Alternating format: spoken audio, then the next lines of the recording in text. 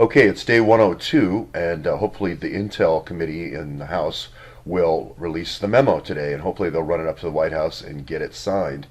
Just wanted to go over some stuff from time past and just the contributors of the channel and how valuable even the smallest leads are before I get to the big news.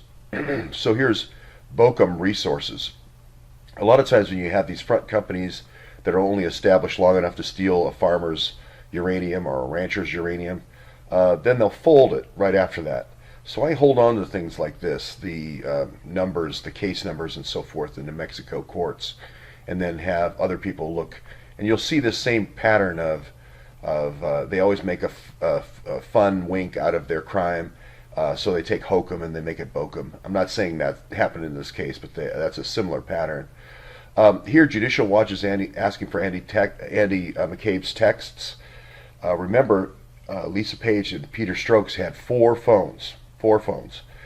So could it be a shared Dropbox? Could it be he be using the Peter Strokes alias as one of the four users?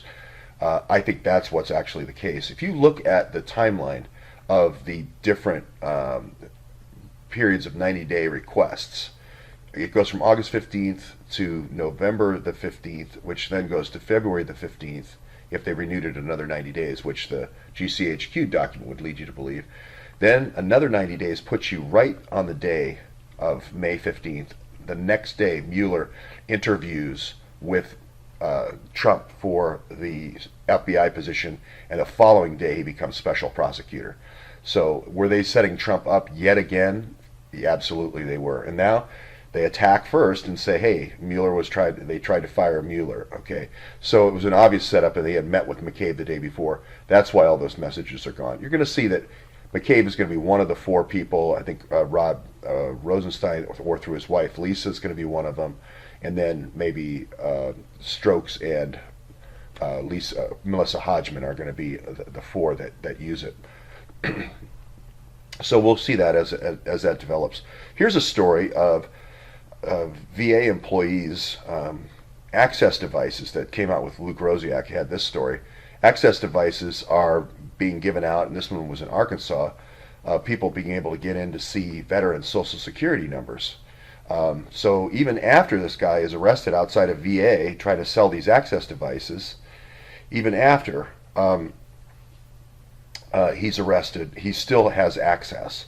So this could very well be the part of the chain that Imran is in, not necessarily selling drugs, but selling access devices to people in different parts of the country, and then they're using it to log in to get illegal drugs. So I'm not saying Imran directly is importing drugs, but even giving access devices, and we know he's gone to Pakistan, and we know that we've had lots of devices gone to his house directly. Even if it was just getting access devices, this still participates in a system which causes opiate death, and that's not a good thing. So on the subject of details and so forth, we'll go to that in a second. We did this about a month ago, where the FBI raided this house out by where P-Tech started, near Dulles, and I noticed the name of the owner of this place that was radicalizing all these people. It was David C. Lambert, and it just made me think of Mark Lambert, because I had visited up there with Task Force earlier. So that'd be an interesting name to run. And then I also wanted to go back to 6 months ago today. Documents. I produced documents yesterday which showed in 2005 Imran Awan configuring BlackBerries. He was openly bragging he could see the calendars, which means you can see the email of all the people on Capitol Hill. 2005. That is Anthony Weiner's trusted staff. The emails Hillary Clinton sent about Anthony Weiner's trusted staff and the BlackBerries referred to Imran Awan, also Abid Awan. Now, this face is slightly obscured, so if this isn't Abid, that's fine.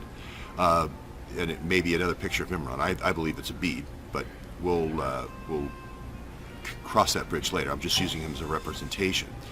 So we are going to drill down to the documentation around top secret access. We are going to drill down about White House visas and passports as well. Passports here, I'm using PPs as passports. We'll also probably talk about PP dossiers as well. And that's really where it started 6 months ago. And finally today, the House is going to be voting on that 6 months later.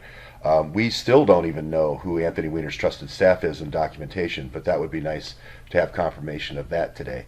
Also, if anybody knows how to scale this to fit the screen, it'd be great. I tried scale to fit in Camtasia and it didn't seem to work. So I did go back to this document on day 285, 6 months ago, talking about the PP dossier. We still don't know the answer to Anthony Weiner's trusted staff.